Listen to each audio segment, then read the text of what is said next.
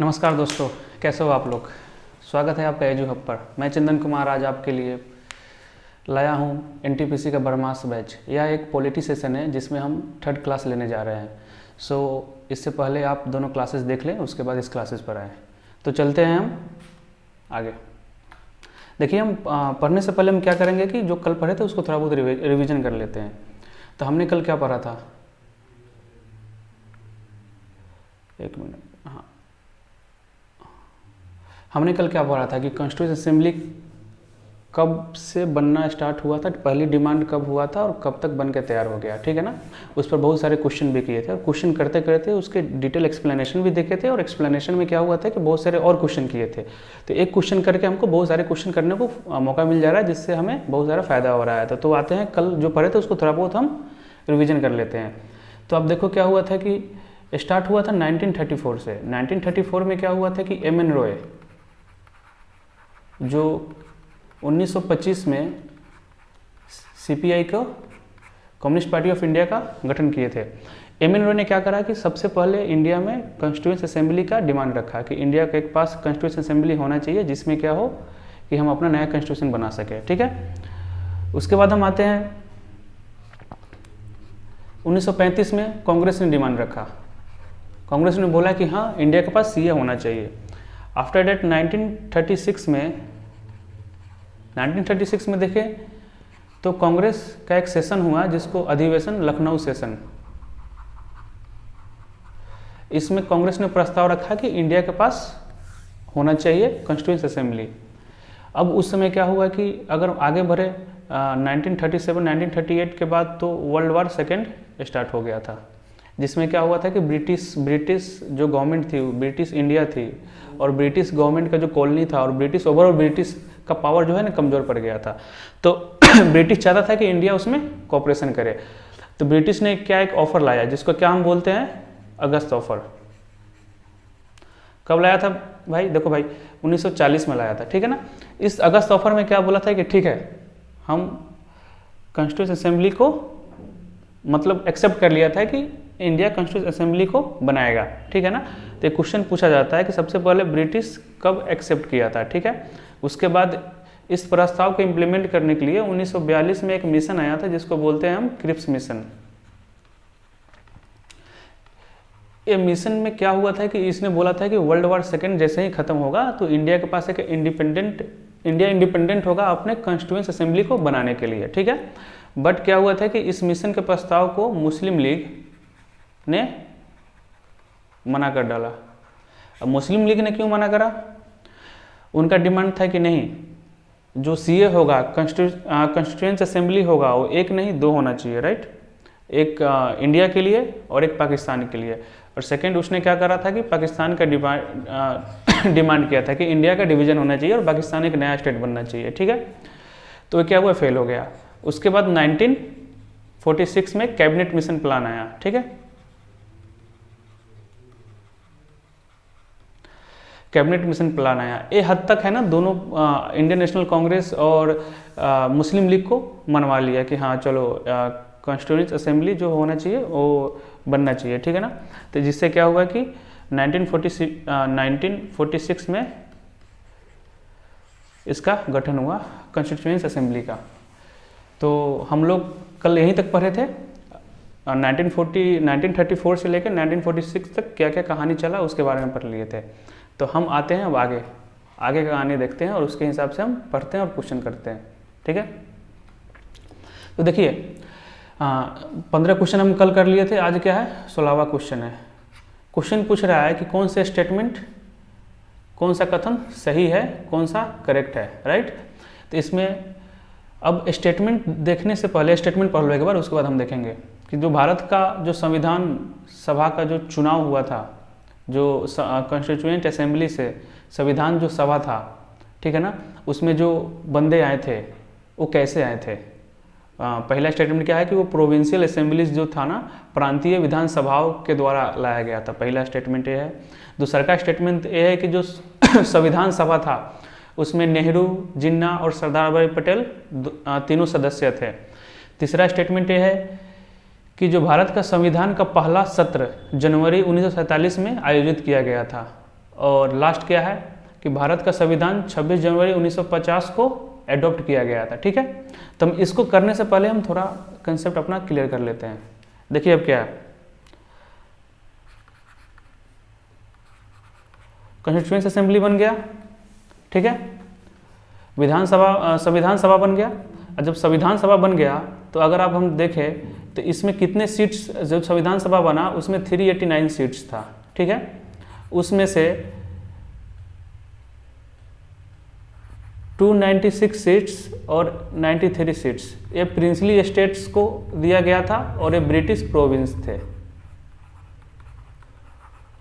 ठीक है, तो अब हम समझते हैं कि प्रोविंस होता क्या है।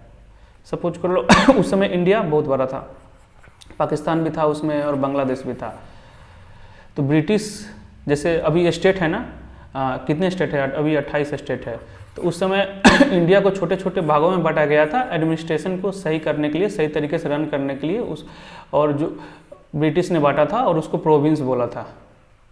ठीक है, और बाकी जो बच गए थे वो क्या थे, प्रिंसली स्टेट थे, जो प्रिंस वहाँ का जो राजा महाराजा थे उनके अंडर था। तो प्रोविंस क्लियर हो गया। जो अभी का स्टेट है उस समय प्रोविंस था। तो क्या है कि अब देखिए इतना मेंबर हो गए। अब इतने मेंबर में से हालांकि जो प्रिंसली स्टेट थे वो संविधान सभा में पार्टिसिपेट नहीं किए थे। ठीक है, तो बाकी जो मेंबर है उनका जो संविधान सभा में आए थे, तो जो इलेक्ट होके आए थे, इलेक्ट कौन किया था एक क्वेश्चन पूछ रहा है, तो इलेक्ट कौन किया था।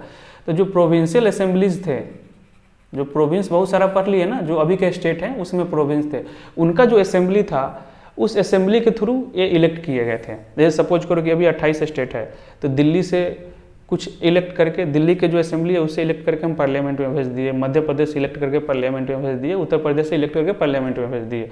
तो उत्तर प्रदेश के असेंबली से इलेक्ट किया है, उत्तर प्रदेश का जो असेंबली है वो इलेक्ट किया है, ना कि पीपल किया है। राइट, पीपल नहीं किया है, जो कि कौन किया है, असेंबली ने किया है।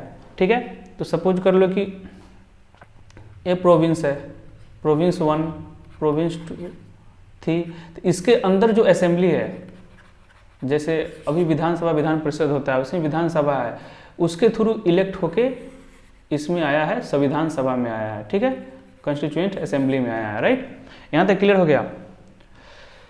तो अगर हम देखें, हाँ, और एक और बात ध्यान रखिएगा कि क्वेश्चन पूछ देता है कि जो संविधान सभा है या कॉन्स्टिट्यूएंट असेंबली है, इसमें जो इलेक्ट होके आए हैं, कौन इलेक्ट किया है, प्रोविंस के जो लेजिस्लेचर है वो इलेक्ट किया है।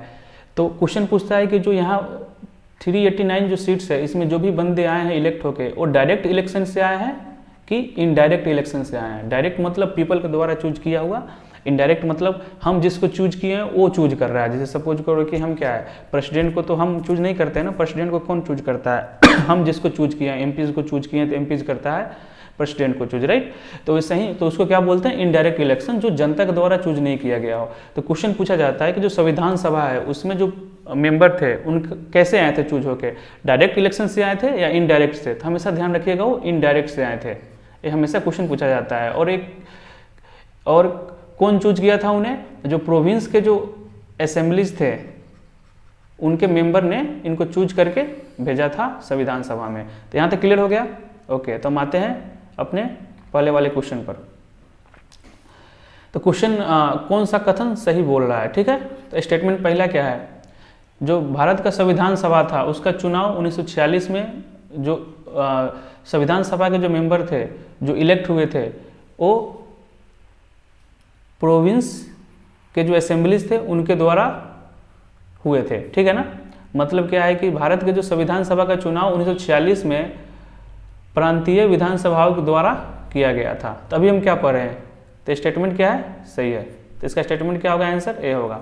मतलब क्या है कि जो प्रोविंशियल असेंबली है, प्रांतीय विधानसभा है, उनके मेंबर ने चूज करके उन्हें विधानसभा में, विधानसभा बोल रहा हूँ, संविधान सभा में भेजा है। राइट, डायरेक्ट पीपल चूज करके नहीं भेजा है, वो भी इनडायरेक्ट इलेक्शन से। अगर डायरेक्ट पीपल चूज करके भेजा तो डायरेक्ट इलेक्शन। तो क्वेश्चन पूछ सकता है कि कुछ किसने भेजा है, तो प्रांतीय विधानसभाओं के मेंबर ने भेजा है। ठीक है, और इस इलेक्शन को क्या बोलेंगे हम, इनडायरेक्ट इलेक्शन। दोनों को याद रखिएगा, दोनों पूछा जाता है।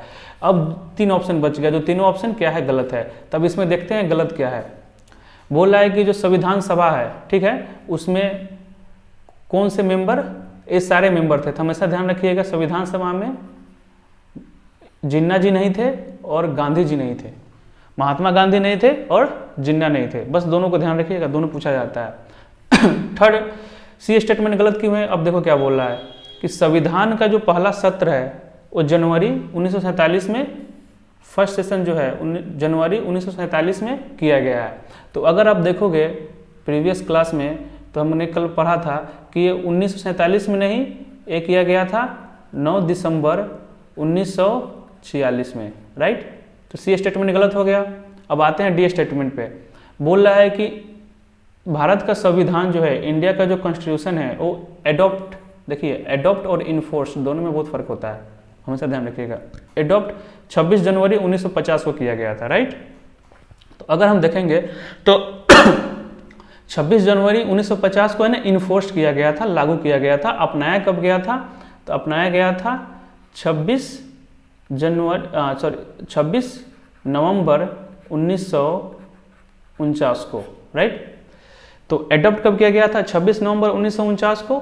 और इन्फोर्स कब इन्फोर्स कब किया गया था? 26 जनवरी 1950 को, ठीक है ना। तो दोनों, एक एडॉप्ट हो गया, एक इन्फोर्स हो गया, दोनों में डिफरेंस है, राइट। तो पहला क्वेश्चन हो गया। ओके, अब आते हैं 17वां क्वेश्चन के समय। देखिए एक क्वेश्चन, देखिए अब जो 17th क्वेश्चन है ये आपको रटना पड़ेगा, ठीक है।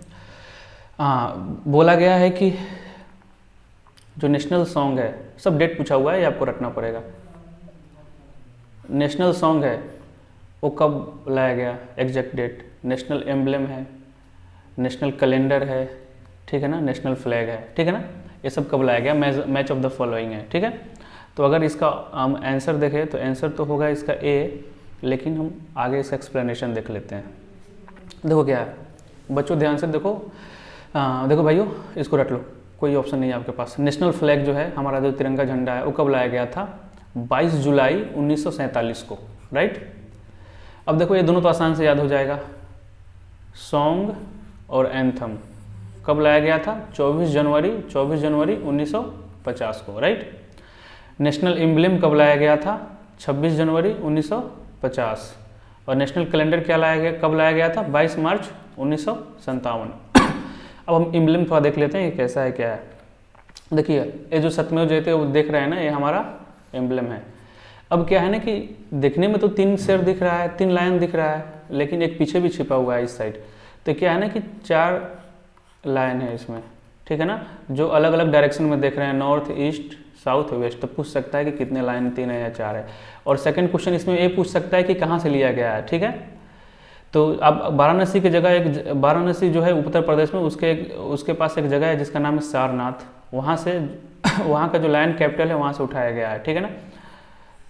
अब हिस्ट्री में इसके बारे में डिटेल में पढ़ोगे, ठीक है ना। तो वहाँ से इसको उठाया गया है, राइट। तो आते हैं नेक्स्ट क्वेश्चन की ओर। बस आप ध्यान रखिएगा कि कहाँ से लिया गया, सारनाथ से लिया गया है। वहाँ पर जो अशोका के जो पिलर्स सब मिले हैं ना, वहाँ से लिया गया है, राइट। नेक्स्ट क्वेश्चन है, बहुत आसान क्वेश्चन है, आई होप सब कर दोगे। देखिए भाई, इसमें से कौन सा करेक्टली मैच किया गया है, राइट। हमारा इंडिया का नेशनल सॉन्ग कौन सा है, ठीक है, वंदे मातरम। सेकंड ऑप्शन क्या है, नेशनल फ्लावर कौन है, रोज। नेशनल एनिमल कौन है, टाइगर। और नेशनल बर्ड्स कौन है, ईगल। तब देखो इसमें आपको सबको पता होगा, बहुत आसान क्वेश्चन है, इसमें बताने की जरूरत नहीं है, लेकिन कर लेते हैं। नेशनल फ्लावर कौन है, लोटस है, जिसको हम कमल भी बोलते हैं, राइट। अब आ जाओ नेशनल एनिमल, टाइगर, सही है। नेशनल बर्ड क्या है, मोर है, पीकॉक, ठीक है। तो अगर देखा जाए तो 2 ऑप्शन सेकेंड और 4 गलत हो गया, तो बचा कौन, 1 एंड 3 बचा, ठीक है। तो 1 एंड 3 इसमें कौन सा आंसर है, इसमें आंसर डी है, ठीक है। तो ये आपको 17 क्वेश्चन लर्न करना पड़ेगा। और ये एक क्वेश्चन आसान है, अगला क्वेश्चन देखते हैं, राइट। बोल रहा है जो नेशनल फ्लैग है, नेशनल फ्लैग है, ठीक है ना, उसका राष्ट्रीय ध्वज का डिजाइन जो है भारत के संविधान द्वारा कब अपनाया गया, ठीक है। तो अगर हम प्रीवियस स्लाइड देखें तो इसमें हम ऑलरेडी डिस्कस कर चुके हैं जुलाई 1947, राइट। तो ये भी क्वेश्चन आसान है, इसमें कुछ देखना उखना नहीं है। तो इसका आंसर क्या होगा बच्चों, जुलाई 1947, ठीक है। आते हैं अगले क्वेश्चन की ओर। अब देखो क्वेश्चन है कि भारत का जो संविधान है वो कब अपनाया गया था, कब उसको लाया गया था, जनवरी 1950 में, ठीक है ना। इन्फोर्स कब किया गया था, एडॉप्ट तो हम लोग देख लिए हैं, लेकिन इन्फोर्स कब किया गया था, 26 जनवरी 1950 में, ठीक है ना। तो क्वेश्चन पूछ रहा है कि ये 26 जनवरी 1950 ही डेट क्यों चूज किए हैं, राइट। तो इसका ऑप्शन क्या है कि इस दिन को 1929 से स्वतंत्रता दिवस के रूप में मनाया जा रहा था, मतलब this day was being celebrated as a independence day since 1929, right. Second option क्या है कि संविधान के जो निर्माताएं थे, जो संविधान को फ्रेम कर रहे थे, उनका विश था कि 26 जनवरी मान लिया जाए। थर्ड ऑप्शन क्या है, अंग्रेजों को यह डेट अच्छा लगता था। और चौथा क्या है, यह एक शुभ दिन है, ठीक है। तो इस क्वेश्चन को करने से पहले थोड़ा आके हम देख लेते हैं इसकी हिस्ट्री के बारे में। देखो क्या है, अगर आप हिस्ट्री पढ़ोगे तो एक सेशन हुआ था जिसको बोलते हैं हम लाहौर सेशन,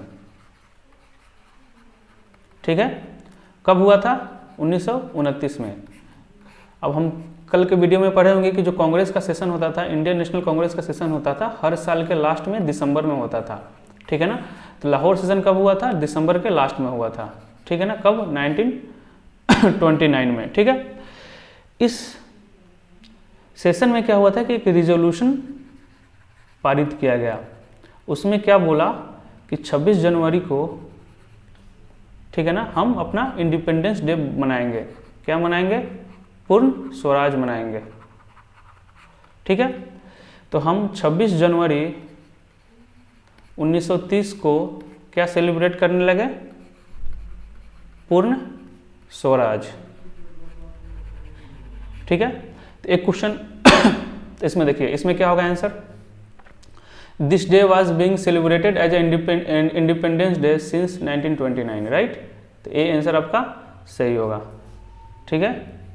तो इससे क्या हो गया कि इससे एक और क्वेश्चन हमें मिल गया कि लाहौर सेशन क्या हुआ था, कब हुआ था, तो 1929 में, ठीक है, जो कांग्रेस का जो अधिवेशन हुआ था। और इसमें क्या रिजोल्यूशन लिया गया था कि 26 जनवरी को हम इंडिपेंडेंस डे बनाएंगे, जिसको क्या बोलेंगे, पूर्ण स्वराज बोलेंगे, पूर्ण स्वराज मनाएंगे। और 26 जनवरी 1930 को हम लोग सेलिब्रेट किए पूर्ण स्वराज, ठीक है। तो क्वेश्चन हो गया। आते हैं अगले क्वेश्चन की ओर। देखो बच्चों, नेक्स्ट क्या है कि the idea of the constitution of India was first of all given by, ये हम पहले क्लास में भी जो पॉलिटी का फर्स्ट सेशन था उसमें भी किए हैं, और आज के जो रिवीजन क्लास था, जो शुरू में हमने रिवीजन करवाया कि कल जो क्या पढ़ा उसमें भी किए हैं। तो ये सबको पता होगा कि जो भारत का संविधान का विचार सर्वप्रथम किसने दिया था, कॉन्स्टिट्यूशन होना चाहिए, उसके लिए कॉन्स्टिट्यूएंट असेंबली बनना चाहिए, ठीक है ना। तो संविधान सभा बनना चाहिए। तो इसका आंसर क्या होगा बच्चों, इसका आंसर होगा डी, ठीक है। अब देखिए क्या है, 1934 में एम.एन. रॉय ने एक आइडिया दिया था कि संविधान सभा बनना चाहिए भारत का, जो क्या बनाए, एक कॉन्स्टिट्यूशन बनाए, राइट है। तो यही क्वेश्चन पूछ रहा है कि सबसे पहले कौन दिया था। ये बहुत ही इंपॉर्टेंट क्वेश्चन है, हर एग्जाम में पूछे जाते हैं। उसके बाद 1935 में कांग्रेस, उसके बाद अगर हम उसके बाद देखें तो 1936 में लखनऊ अधिवेशन, उसके बाद 1940 में अगस्त ऑफर आया था, उसके बाद अगर हम देखें तो 1942 में क्रिप्स आया था, उसके बाद 1946 में कैबिनेट मिशन प्लान आया था, जिसके थ्रू क्या हुआ था, संविधान सभा या कॉन्स्टिट्यूएंट असेंबली का गठन किया गया था, ठीक है ना। तो ये पूरा एक ओवरऑल एक आइडिया है कि 1934 से स्टार्ट हुआ था, 1946 तक गया था, ठीक है। इसमें क्वेश्चन पूछ रहा है कि फर्स्ट किसने दिया था, ठीक है ना। आपका ऑप्शन है गांधी जी, अंबेडकर, नेहरू और एम.एन. रॉय। तो आंसर क्या होगा, एम.एन. रॉय। आगे क्वेश्चन देखते हैं दोस्तों, क्वेश्चन नंबर 22, ठीक है। ये ऑलरेडी हम लोग डिस्कस कर चुके हैं, लेकिन फिर से कर लेते हैं। The member of the constituent assembly were elected by, आपका ऑप्शन यही है कि प्रांतीय घटक जो संविधान का जो संविधान सभा जो था, ठीक है ना, यहाँ पर घटक विधानसभा आ गया है, संविधान जो सभा था, ठीक है ना, कॉन्स्टिट्यूएंट असेंबली था, ठीक है ना, उसके जो सदस्य चुने गए, क्वेश्चन पूछ रहा है कि किसने चुना, ठीक है ना, तो पहला ऑप्शन क्या है कि जो प्रांतीय विधानसभाओं के द्वारा चुने गए, ठीक है। दूसरा का ऑप्शन क्या है कि पीपल के द्वारा डायरेक्ट चुने गए, लोगों के द्वारा सीधे चुना गया। तीसरा का क्या है कि nominated by the government, government के द्वारा नामित किए गए। और चौथा ऑप्शन क्या है कि रियासतों के केवल प्रतिनिधि थे, प्रिंसली स्टेट के द्वारा जो भी मेंबर थे सिर्फ प्रिंसली स्टेट के क्या थे, रिप्रेजेंटेटिव थे, ठीक है।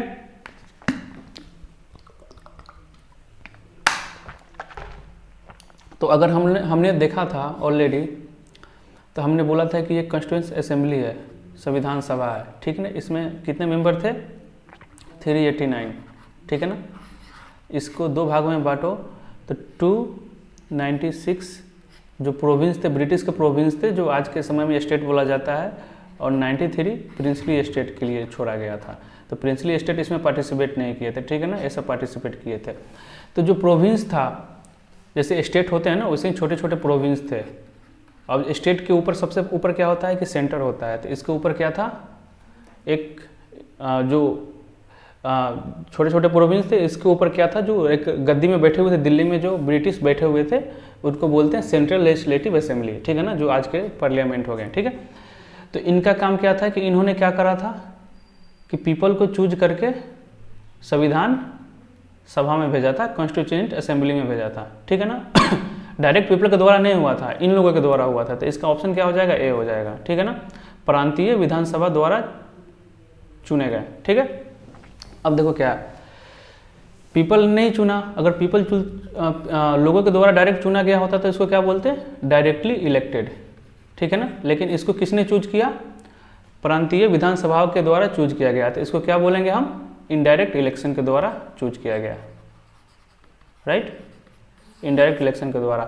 तो क्वेश्चन हो सकता है कि किसने चूज किया, तो आपको पता लग गया है कि इलेक्टेड बाई प्रोविंशियल असेंबलीज, ठीक है ना, जो असेंबलीज के जो मेंबर थे उन्होंने चूज करके भेजा। जैसे अभी प्रेसिडेंट को नहीं चूज करते हैं, प्रेसिडेंट को कौन चूज करता है, मेंबर ऑफ द पार्लियामेंट और member of the legislative assembly, विधानसभा के मेंबर और पार्लियामेंट के मेंबर चूज करता है। तो हम लोग तो चूज नहीं करते हैं। वैसे ही क्या हुआ कि उस समय जो विधानसभा था ना, उसके मेंबर ने चूज करके भेजा था उसमें, तो इनडायरेक्ट इलेक्शन को कहा जाएगा, उसको हम डायरेक्ट इलेक्शन नहीं बोलेंगे, राइट। ये क्वेश्चन हो गया, ओके। आते हैं हम अगले क्वेश्चन की ओर। Question number 23 question. देखो अब इसमें क्या बोल रहा है कि संविधान सभा के संबंध में निम्नलिखित कौन सा कथ्य सत्य है। मतलब जो कॉन्स्टिट्यूएंट असेंबली था, नीचे दिए गए स्टेटमेंट में से कौन से स्टेटमेंट सही है, राइट। अब देखो क्या है, अगर हम इसको एलिमिनेशन मेथड से बनाएं तो आंसर निकल जाएगा, लेकिन हम इसको एक्सप्लेन करेंगे। सबसे पहले हम पढ़ेंगे एडल्ट फ्रेंचाइज क्या होता है, ठीक है। डायरेक्ट इलेक्शन क्या होता है वो हम पढ़ लिए कि जो लोगों के द्वारा चूज किया जाता है उसको डायरेक्ट, जो लोगों के द्वारा चूज नहीं किया जाता है उसको इनडायरेक्ट, ठीक है ना। सपोज करो कि हम लोग क्या है ना, हम लोग बहुत सारे लोग हैं, ठीक है ना, हम किसी एक्स बंदे को चूज कर दिए हैं, अब ए जाके वाई बंदे को चूज कर रहा है ना, तो हम डायरेक्ट वाई को नहीं चूज कर रहे हैं ना, ए एक्स वाई को चूज कर रहा है, तो ये हो गया इनडायरेक्ट इलेक्शन, ठीक है ना। हम लोग डायरेक्ट चूज करते हैं तो वो डायरेक्ट होता है, राइट। अब देखो क्या, सबसे पहले समझो एडल्ट फ्रेंचाइज क्या होता है। अब देखो एडल्ट फ्रेंचाइज का मतलब कि हर एक सिटीजन, ठीक है ना, जितने भी एडल्ट सिटीजन हैं हर कंट्री, जैसे इंडिया में क्या है कि 18 साल के ऊपर हो जाओगे तो आप वोट देने का अधिकार हो जाएगा, राइट। तो हर एक सिटीजन जो एडल्ट सिटीजन है उनको वोट देने का अधिकार है, बिना हम उसके कलर को देखें, कास्ट को देखें, रिलीजन को देखें, या मेल है या फीमेल को देख के, सबके पास इक्वली अधिकार है, ठीक है ना। इंडिया में क्या है कि अब 18 साल का हो जाते हो तो आप वोट दे सकते हो, या आप काले हो, गोरे हो, लड़का हो, लड़की हो, कुछ भी हो, कोई भी कास्ट हो, आप वोट दे सकते हैं। आपका वोट का जो वैल्यू होगा वो मेरे वोट के वैल्यू, या कोई प्रधानमंत्री के वोट के वैल्यू, या कोई चीफ मिनिस्टर के वोट के वैल्यू, या कोई धनी या गरीब के वोट के वैल्यू के इक्वल होगा, ठीक है ना। तो एडल्ट फ्रेंचाइज का मतलब यही होता है कि जो भी एडल्ट सिटीजन है उसके पास राइट है कि वो वोट दे सकता है, बिना हम उसको डिस्क्रिमिनेट किए, उसके कास्ट को लेके, कलर को लेके, रिलीजन को लेके और सेक्स को लेके कि वो क्या है, मेल है या फीमेल है या ट्रांसजेंडर है, राइट। तो देखिए क्लियर हो गया। तो अगर हम इसको डायरेक्ट इलेक्शन क्लियर हो गया, अब हम it work through several committees. अब सेवरल कमिटीज़ क्या हुआ था उसके बारे में देख लेते हैं। हम कल पढ़े थे जब कॉन्स्टिट्यूंट असेंबली बना था, संविधान सभा बना था, तो उसमें है ना बहुत सारे कमिटीज़ बनाए गए थे जो हमने याद भी किया था। सपोज करो एक कमिटीज़ हो गए, तो इनका काम क्या था कि अलग अलग काम करके, जिस फील्ड में एक्सपीरियंस है उस काम करके इनको किसको देना है, ड्राफ्टिंग कमेटी को देना है। ड्राफ्टिंग कमेटी के हेड कौन थे, अम्बेडकर। इन्होंने क्या किया, कॉन्स्टिट्यूशन को बनाया, ड्राफ्ट किया, ठीक है ना। तो कमिटीज़ वाला भी हो गया। एडल्ट फ्रेंचाइज जो है उसका हिंदी में इसको बोलते हैं वयस्क मताधिकार, ठीक है ना। उसका मतलब भी समझ गए आप। अब देखो अब इसको कैसे हम करेंगे, सोचो। यहाँ पर क्या लिख रहा है कि वहाँ उसके जो मेंबर जो थे, they are result from the direct election. मतलब क्या है ना कि हम क्या पढ़े थे कि प्रोविंशियल असेंबलीज के द्वारा चूज किए गए थे, तो इनडायरेक्ट हो गया ना, डायरेक्ट तो हुआ नहीं। तो स्टेटमेंट सेकंड क्या है, वो गलत है। तो स्टेटमेंट अगर सेकंड गलत है तो हम अगर इसको एलिमिनेट करेंगे तो ये स्टेटमेंट गलत हो जाएगा, ये स्टेटमेंट गलत हो जाएगा, ये स्टेटमेंट गलत हो जाएगा, ठीक है। तो हमें आंसर आ जाएगा सी, ठीक है। और बाकी स्टेटमेंट को देखते हैं। It is not based on adult franchise, नहीं एक गलत है। It is based on adult franchise, ठीक है ना। क्यों एडल्ट फ्रेंचाइज, मतलब उस समय जो प्रोविंशियल असेंबली थे उसके जितने भी मेंबर थे उनको पूरा हक था चूज करने का, उसमें कोई हम लोग डिस्क्रिमिनेट नहीं किए हैं, राइट। मल्टी पार्टी बॉडी, अब जो संविधान जो सभा था, कॉन्स्टिट्यूएंट असेंबली था, उसमें सिर्फ नहीं, ये नहीं कि सिर्फ INC था, उसमें बहुत सारे पार्टीज भी थे, अलग अलग पार्टीज थे, ठीक है। It is work through several committees, नहीं सेवरल कमिटीज का काम क्या था कि संविधान को बनाना, न कि संविधान। क्वेश्चन क्या बोला है कि जो संविधान सभा है उसके रिगार्डिंग पूछा है, ठीक है ना। तो संविधान सभा के रिगार्डिंग एक ही आंसर सही है, दो आंसर सही है कि it was a multi party body and it work through several committees, right. ये गलत हो गया। इनडायरेक्ट इलेक्शन, ये एडल्ट फ्रेंचाइज पे बेस्ड था, मल्टी पार्टी बॉडी था, और संविधान जो बना वो क्या हुआ कि बहुत सारे कमेटी के थ्रू बना, ठीक है ना। वो कमेटी बनाया, कमेटी ने सौंपा, एक ड्राफ्ट बनाया, और ड्राफ्ट ने क्या तैयार किया, कॉन्स्टिट्यूशन को तैयार किया, राइट। तो देखो एक बार और, संविधान सभा बन गया, राइट। अब इसमें मेंबर सब आ गए। अब क्या हुआ कि बहुत सारे जितने भी मेंबर थे उनको छोटे छोटे कमेटी में बना दिया गया। लास्ट जो ऑप्शन 4 है उसके बारे में हम डिस्कस कर रहे हैं। छोटे छोटे कमेटी बन गया, राइट। इस कमेटी का काम क्या था कि अपने फील्ड में, जिस फील्ड के लिए बनाया गया था उसमें से काम जो था उसको करके देना है किसको, एक जो मेन कमेटी था जिसको हम बोलते हैं ड्राफ्टिंग कमेटी, उसको देना है, ठीक है। ड्राफ्टिंग कमेटी के हेड कौन था, अंबेडकर साहब। अब एक क्या किए, कॉन्स्टिट्यूशन को ड्राफ्ट किए। तो इससे एक क्वेश्चन क्लियर हो गया, ठीक है। इसमें कौन से स्टेटमेंट सही होगा, 3 और 4। दूसरा का गलत हो गया, पहले का गलत हो गया। पहले का में क्या बोला हुआ है कि यह एडल्ट फ्रेंचाइज पर बेस्ड नहीं था, राइट। आते हैं अगले क्वेश्चन की ओर। क्वेश्चन नंबर 24, ये क्या बोल रहा है कि, हाँ देखो अब एक क्वेश्चन ऑलरेडी कर चुके हैं कि जो संविधान सभा था जब कब बना था, 1946 में, राइट। उसमें कौन से मेंबर, निम्नलिखित में से कौन से मेंबर नहीं है। तब मैंने आपको क्या बोला था कि हमेशा ध्यान रखिएगा, जिन्ना नहीं था और MK गांधी नहीं थे, ठीक है। तो इसका क्या होगा, MK गांधी। बहुत ही आसान क्वेश्चन है, बहुत ही आसान और इम्पोर्टेंट क्वेश्चन भी है, तो आप याद कर ले, ठीक है, कि इसमें MK गांधी नहीं होंगे। आते हैं अगले क्वेश्चन की ओर। क्वेश्चन नंबर 25, ये भी बहुत आसान है। भारत एक संप्रभु लोकतांत्रिक गणराज्य कब बना, मतलब रिपब्लिक कब बना। हम लोग रिपब्लिक डे कब सेलिब्रेट करते हैं, 26 जनवरी को हमेशा, ठीक है। तो कब बना, 26 जनवरी 1950, राइट। ओके दोस्तों, आते हैं अगले क्वेश्चन की ओर। नेक्स्ट क्वेश्चन क्या है कि निम्नलिखित में से किसने भारतीय विधानमंडल को जो बाई कैमलर बनाया, समझ रहे हैं ना, 2 सदन बनाया, सदन, एक सदन 2 सदन होता है ना, जैसे लोकसभा है, राज्यसभा है, ठीक है ना, तो कौन से एक्ट के थ्रू बना? तो जनरली ये तो हमें हिस्ट्री का पार्ट है, लेकिन इसके बारे में हम डिस्कस करते हैं। अब देखो, इस क्वेश्चन को डिस्कस करने से पहले हम देखते हैं कि बाई कैमलर होता क्या है। देखो अब क्या है,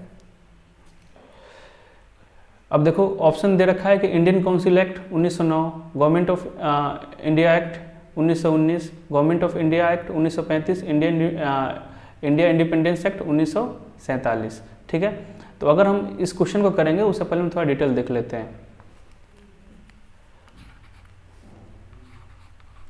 गवर्नमेंट ऑफ इंडिया एक्ट 1919 में आया, 1919 में ब्रिटिश ने क्या करा, गवर्नमेंट ऑफ इंडिया एक्ट 1919 लाया है। इसको हम क्या बोल सकते हैं, इसको बोल सकते हैं मॉन्टेग्यू, और ये पूछा जा सकता है कि इसको और क्या बोलते हैं, चेम्सफोर्ड रिफॉर्म भी बोल सकते हैं, ठीक है। अब एक क्वेश्चन पूछा जा सकता है कि कौन से एक्ट को हम मॉन्टेग्यू और चेम्सफोर्ड रिफॉर्म बोलते हैं, तो गवर्नमेंट ऑफ इंडिया एक्ट 1919, ठीक है ना। अब मॉन्टेग्यू कौन था, सेक्रेटरी ऑफ स्टेट थे उस समय, और ए भाई साहब कौन था, वाइसराय था, ठीक है। अब देखो बाई कैमलरिज्म क्या होता है, ठीक है, या 2 सदनीय क्या होता है। देखो क्या, तो इससे पहले एक सदन था, ठीक है ना, एक सदन था जिसको बोलते हैं हम, जैसे अभी दिल्ली में है ना एक पार्लियामेंट है, वैसे एक सदन था जिसको हम क्या बोलते थे, इंडियन लेजिस्लेटिव काउंसिल, ठीक है। लेकिन क्या हुआ कि इस एक्ट के थ्रू इसको क्या कर दिया गया, 2 सदन बना दिया गया, ठीक है ना। ठीक है, एक को बोला गया अपर हाउस, ठीक है, इसको आप काउंसिल ऑफ स्टेट भी बोल सकते हैं। दूसरे को बोला गया लोअर हाउस, जैसे अभी लोअर हाउस कौन है, लोकसभा है, राज्यसभा है, वैसे ही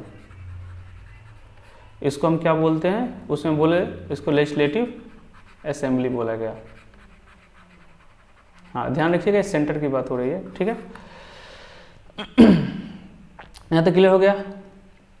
अब एक और बात ध्यान रखिएगा कि जो गवर्नमेंट ऑफ इंडिया एक्ट 1919 है, इसमें क्या हुआ कि सबसे पहले कि 2 सदन बना, जिसको बाई कैमलरिज्म भी बोलते हैं, राइट।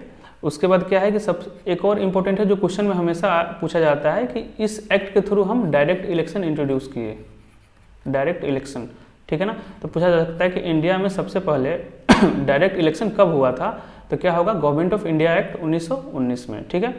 अब ये दोनों जो है, जो 2 सदन हम बना दिए, दोनों का जो मेंबर है ना, इसका मेजोरिटी ऑफ द मेंबर जो है ना, मेजोरिटी जो है ना, वो डायरेक्ट इलेक्शन से इलेक्ट किए गए, ठीक है ना। कुछ नॉमिनेटेड भी किए गए, लेकिन कुछ में जो मेजोरिटी है ना, डायरेक्ट इलेक्शन। तो यहाँ से क्या पता लगता है, तो गवर्नमेंट ऑफ इंडिया एक्ट 1919 को क्या बोलते हैं, मॉन्टेग्यू चेम्सफोर्ड रिफॉर्म बोलते हैं, राइट।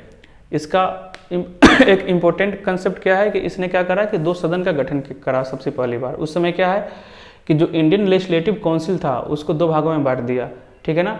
लोअर हाउस जिसको लेजिस्लेटिव असेंबली बोलते हैं, अपर हाउस जिसको काउंसिल ऑफ स्टेट बोलते हैं, राइट, ठीक है। अब सेकेंड नेक्स्ट इसमें क्या रिफॉर्म करा है कि सबसे पहले इंडिया में डायरेक्ट इलेक्शन इसमें इस एक्ट के थ्रू आया है, बहुत ही इंपॉर्टेंट है, इसको आप रट लें, ठीक है ना।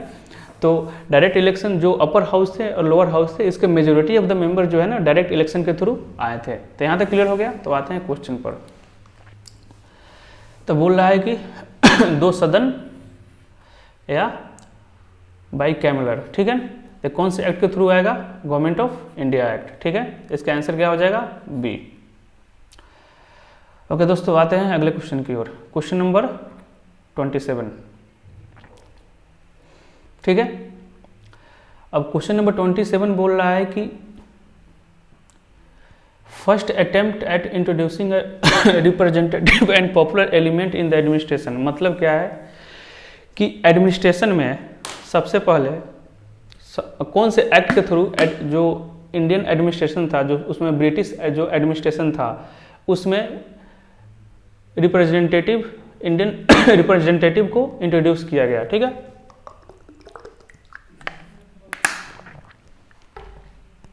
हिंदी में देखें तो एक प्रतिनिधि और प्रशासन में लोकप्रिय तत्व को पेश करने वाला प्रयास निम्नलिखित द्वारा किया गया है, ठीक है ना। आपका ऑप्शन आ गया Indian council act 1900, Indian council act 1909, government of India act 1935, Indian council act 1919। अगर आप देखोगे तो स्टेटमेंट गलत है क्योंकि 1900 में कोई एक्ट हुआ नहीं था, ठीक है। तो अब इसमें क्या होगा, तो इसका आंसर होगा 27 का आंसर होगा दोस्तों बी, इंडियन काउंसिल एक्ट 1909। अगर हम देखते हैं इसके बारे में थोड़ा डिटेल में पढ़ते हैं क्या है। अब देखो, अब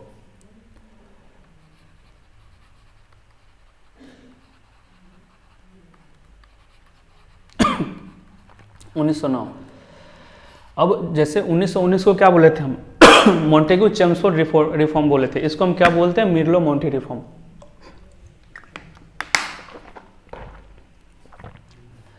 इसको हम क्या बोलते हैं, मोरले मिंटो रिफॉर्म। अब देखो दोस्तों क्या है, मोरले साहब क्या थे, सेक्रेटरी ऑफ द स्टेट थे उस समय, और मिंटो क्या थे वायसराय थे इंडिया के, राइट। तो अब देखो क्या है, हमने पढ़ा था क्या कि एक लेजिस्लेटिव काउंसिल था जो 1919 में इसको दो भागों में बांट दिया गया था, मतलब दो सदन कर दिया गया था, लेकिन 1919 में एक ही सदन था, ठीक है ना। तो इसमें क्या हुआ था कि रिप्रेजेंटेटिव है, इसके जो साइज है ध्यान रखिएगा, सेंटर और प्रोविंस दोनों में किया गया था, ठीक है ना। प्रोविंस में भी रिप्रेजेंटेटिव को बढ़ाया गया था और सेंटर में भी बढ़ाया गया था, ठीक है। तो अगर हम इसमें देखते हैं सेंटर में, तो साइज को इंक्रीज कर दिया गया था, मतलब पहले 16 था उससे इंक्रीज करके 60 कर दिया गया था, ठीक है ना, ठीक है। अब फर्स्ट टाइम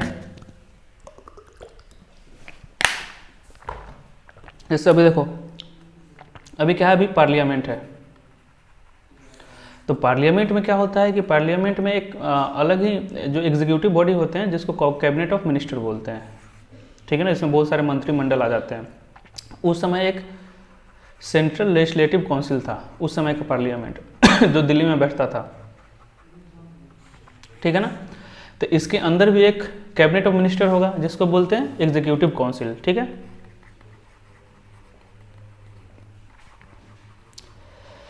ठीक है, तो फर्स्ट टाइम 1909 में एक इंडियन को मौका मिला इसमें जाने का, ठीक है।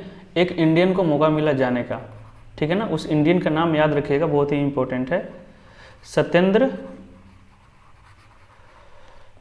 प्रसाद सिन्हा। इनको एज अ लॉ मेंबर इसमें डाला गया, ठीक है। यहाँ तक क्लियर? तो आते हैं यहाँ तक क्लियर हो गया।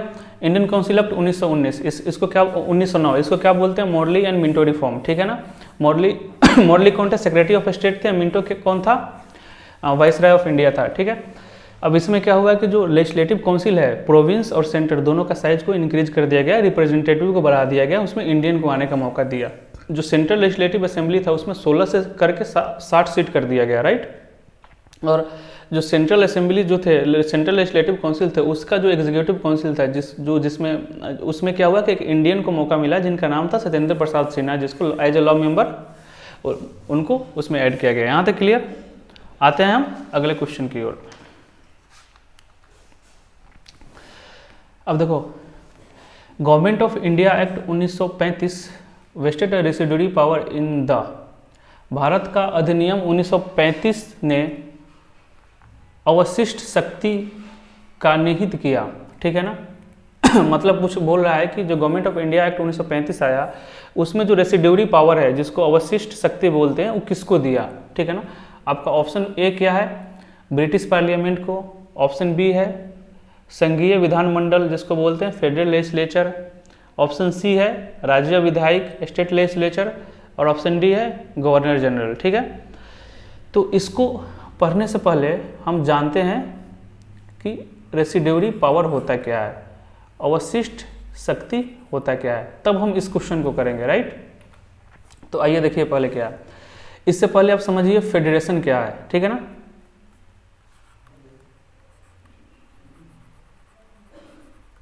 फेडरेशन क्या है, ठीक है ना, या फेडरलिज्म बोल लीजिए। इसके मतलब क्या होता है ना कि एक सिस्टम ऑफ गवर्नमेंट होता है जिसमें क्या है ना कि पावर को दो भागों में बांटा जाता है।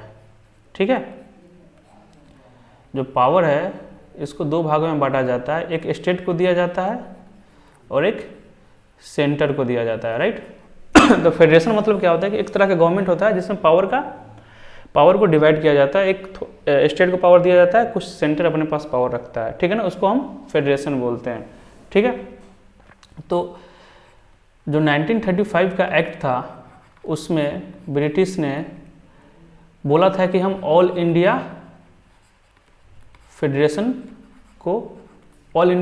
का हम गठन करेंगे, ठीक है ना, जिसमें क्या होगा कि पावर को हम डिवाइड करेंगे।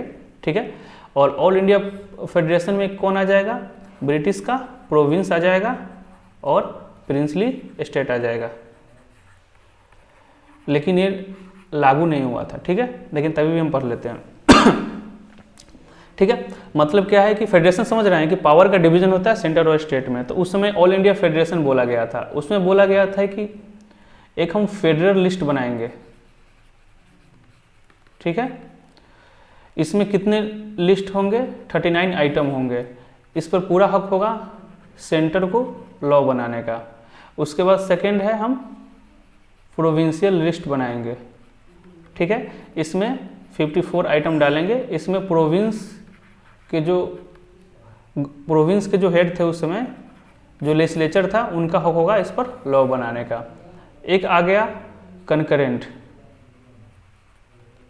कंकरेंट लिस्ट, इस पर दोनों का हक होगा। ठीक है, तीनों हो गया। अब जो तीनों में जो कवर नहीं हुआ ना, जो बच गया, जो फेडरल लिस्ट, प्रोविंस लिस्ट और कंकरेंट लिस्ट में नहीं हुआ, उसको क्या बोलते हैं हम, रेसिड्यूरी। ठीक है ना, रेसिड्यूरी बोलते हैं, जिसको हिंदी में हम क्या बोलते हैं, अवशिष्ट शक्ति। ठीक है ना, वो लिस्ट आ गया। तो जो बच गया, जो बचा खुचा है, वो हम किसको पावर देंगे, ये सबसे इंपॉर्टेंट है, ध्यान रखिएगा। ये पावर देंगे हम गवर्नर जनरल को। ये बहुत सारे एग्जाम में पूछा जा चुका है।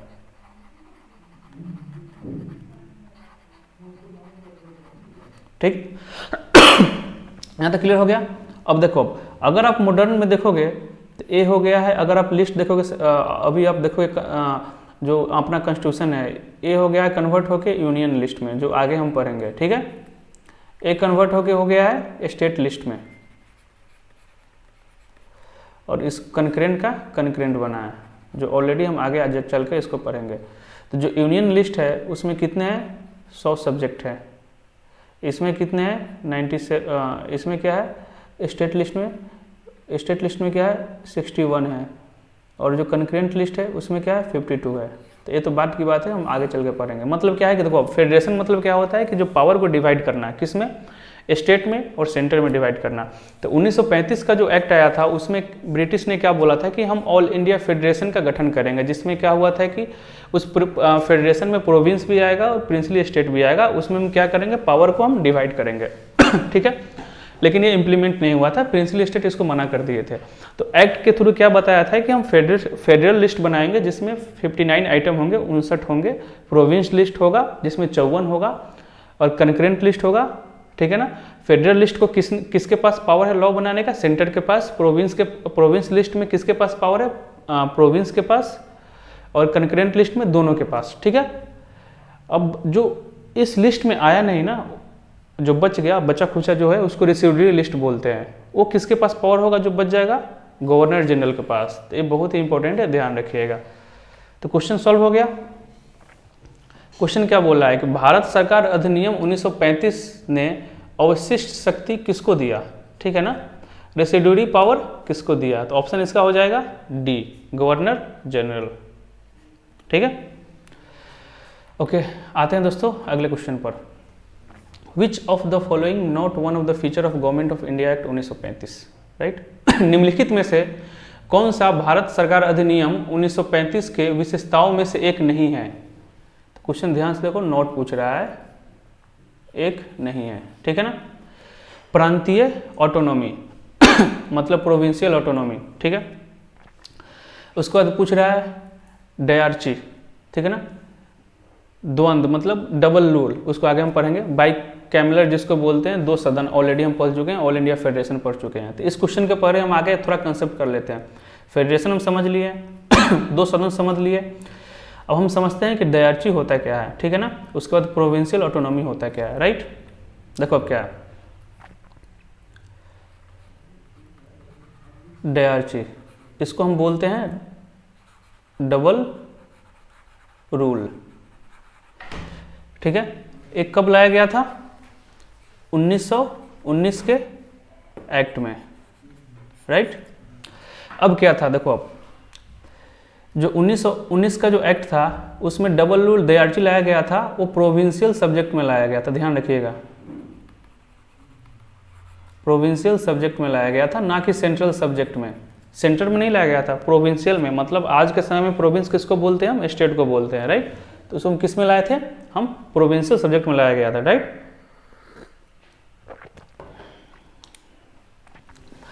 अब उस समय क्या हुआ कि प्रोविंशियल सब्जेक्ट को दो भागों में बांट दिया। प्रोविंस समझ है ना, जो स्टेट का जो सब्जेक्ट है, सेंटर में नहीं, इसको दो भागों में बांटा गया। पहला को बोला गया ट्रांसफर्ड, दूसरा को बोला गया रिजर्व। अब देखिए इसमें क्या है, जो ट्रांसफर सब्जेक्ट जो है, ट्रांसफर जो सब्जेक्ट है उसमें क्या है ना कि गवर्नर, उस समय का जो गवर्नर है जो प्रोविंस का, वो तो बनाएगा, लेकिन वो क्या होगा, रिस्पॉन्सिबल होगा किसके, लेजिस्लेटिव, जो प्रोविंस का जो लेजिस्लेटिव काउंसिल है उसके रिस्पॉन्सिबल होगा, ठीक है ना। जो रिजर्व है सब्जेक्ट है उस पर गवर्नर बनाएगा, लेकिन वो लेजिस्लेटिव काउंसिल के रिस्पॉन्सिबल नहीं होगा, ठीक है। इसमें रिस्पॉन्सिबल होगा। तो दो सिस्टम ऑफ रूल हो गया ना, ड्यूल स्कीम हो गया, इसको हम बोलते हैं डायरची, ठीक है ना। हाल ये आगे चलकर फेल हो गया था, ये सही से इम्प्लीमेंट नहीं हो पाया था, अनसक्सेसफुल मतलब हो गया था। अब देखो क्या, इसको अब रिवीजन करते हैं। डायरची मतलब क्या होता है, डायरची मतलब होता है डबल रूल, ठीक है ना। सबसे पहले आगे कब लाया गया था, 1919 के एक्ट में, राइट। उसके बाद नेक्स्ट क्वेश्चन आ गया कि पूछा जाएगा कि ये कौन से सब्जेक्ट के लिए लाया गया था, प्रोविंशियल सब्जेक्ट के लिए, सेंट्रल सब्जेक्ट के लिए। तो हमेशा ध्यान रखिएगा प्रोविंशियल सब्जेक्ट के लिए लाया गया था। प्रोविंशियल सब्जेक्ट को दो भागों में बांटा गया था, ट्रांसफर और रिजर्व। ट्रांसफर में क्या था कि उस समय जो उस प्रोविंस के जो गवर्नर थे वो ट्रांसफर सब्जेक्ट में तो बना सकते थे अपना लॉ वगैरह, और उस समय जो लेजिस्लेटिव काउंसिल था उसके रिस्पॉन्सिबल होते थे कि हाँ हम बनाएं, हम रिस्पॉन्सिबल है। लेकिन जो रिजर्व था उसमें क्या था, गवर्नर के पास पावर था कि वो बना सकते हैं लेकिन रिस्पॉन्सिबल नहीं है, ठीक है। तो इसको हम क्या बोलते हैं, डायरची, ठीक है ना। ये क्या हुआ था कि फेल कर गया था, राइट। तो यहाँ तक क्लियर हो गया, डायरची क्लियर हो गया, ओके। अब देखो क्या हुआ, तो ये 1919 में लाया गया डायरची, लेकिन वो क्या हुआ, फेल कर गया। तो जब 1935 में जो एक्ट आया Indian government of India act 1935, इसमें क्या करा गया ना कि जो डायरची था, जो डबल रूल था, उस जो प्रोविंस के लिए लाया गया था 1919 में, उसको ख़त्म कर दिया, ठीक है। और इसको सेंटर पर लागू कर दिया, सेंट्रल लेवल पर। मतलब आसान तरीके से समझो कि ये पहले स्टेट में था, स्टेट में ख़त्म करके अब क्या कर दिया, सेंट्रल लेवल पर ला दिया, राइट। तो डायरची एट सेंट्रल, तो ध्यान रखिएगा, प्रोविंस पर ख़त्म कर दिया, ठीक है। अब जब प्रोविंस पर ख़त्म कर दिया तो जब प्रोविंस पर डायरची ख़त्म कर दिया तो उनको क्या मिल गई, आज़ादी मिल गई, जिसको बोलते हैं प्रोविंशियल ऑटोनॉमी। अब वो आज़ाद थे कि अपना एडमिनिस्ट्रेटिव अफेयर को खुद से संभाल सके। पहले क्या था कि रिजर्व कर दिया गया था कुछ सीट्स कुछ लिस्ट सब्जेक्ट को रिजर्व कर दिया गया था गवर्नर के लिए कि गवर्नर इस पर देखेगा लेकिन रिस्पॉन्सिबल नहीं होगा। लेकिन अब क्या किया कि 1935 में जो डबल रूल था, डायरची था, वो प्रोविंस के लिए ख़त्म कर दिया गया, लेकिन सेंट्रल के लिए लागू कर दिया गया। और ख़त्म किया तो प्रोविंस का एक ऑटोनॉमी हो गया, ठीक है ना। प्रोविंस स्वतंत्र हो गए कि ठीक है, हम क्या करेंगे कि हम अपने अनुसार जो भी एडमिनिस्ट्रेटिव रोल है, एडमिनिस्ट्रेटिव यूनिट है, उसको अच्छी तरीके से हम केयर कर सकते हैं, राइट। तो क्वेश्चन आइए फिर से देखते हैं, ठीक है। निम्नलिखित में से कौन सा भारत सरकार अधिनियम 1935 के विशेषताओं में से नहीं है। ठीक है, तो हम इसको क्या बोले थे कि प्रोविंशियल ऑटोनॉमी कब हुआ था? 1935 में, दयार्ची को ख़त्म करके। तो ये तो है, दयार्ची सेंटर, प्रोविंस में ख़त्म करके सेंटर में ला दिया था, ये भी सही है। ऑल इंडिया फेडरेशन पहले क्वेश्चन में हम देख चुके हैं, ये भी सही है। एक हो गया 2 सदनीय विधानमंडल, अगर पहले हम डिस्कस कर चुके हैं कि ये कब लाया गया था? 1919 के एक्ट में। ठीक है, तो इसमें से कौन सा सही है? सी, क्योंकि ये नहीं है। ठीक है, राइट, ओके, यहाँ तक क्लियर। आते हैं अगले क्वेश्चन की ओर।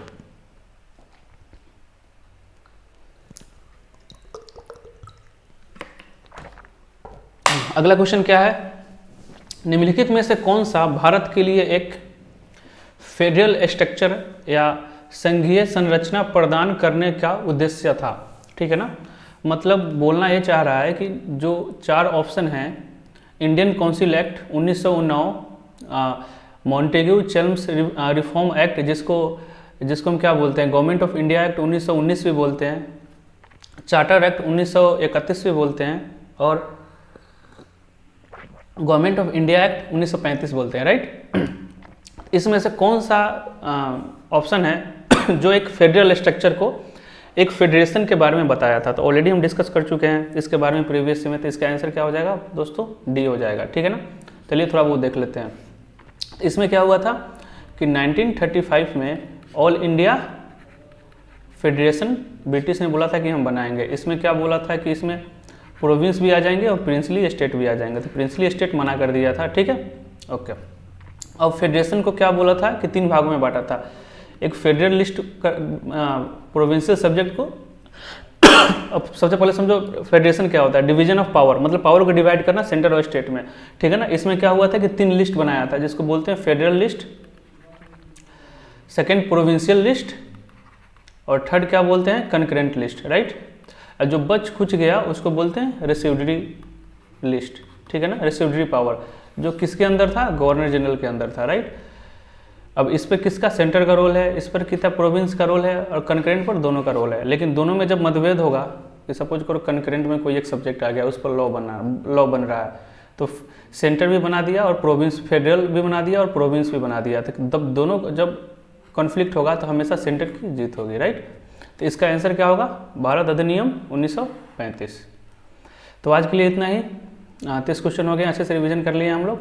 आगे आते हैं, देखिए क्या है, एक ये एनटीपीसी का ब्रह्मास्त्र बैच है जो ऑलरेडी हम लोग कर रहे हैं, जो 40 दिन का क्रैश कोर्स होगा, जिसमें हम लोग सारे सब्जेक्ट कवर करेंगे, including polity, history, geography, economics, सारे मैथ्स और रीजनिंग, और बहुत अच्छे तरीके से, प्रॉपर प्लानिंग से, प्रॉपर सेटिंग से, और हम क्वेश्चन के साथ साथ पढ़ाई करेंगे, उसके अच्छे तरीके से कहानी समझेंगे, वो भी आसान भाषा में कि मेमोरी में आकर बैठ जाए। ठीक है, तो ज्वाइन करना ना भूले, और वीडियो देखने के लिए धन्यवाद, थैंक यू।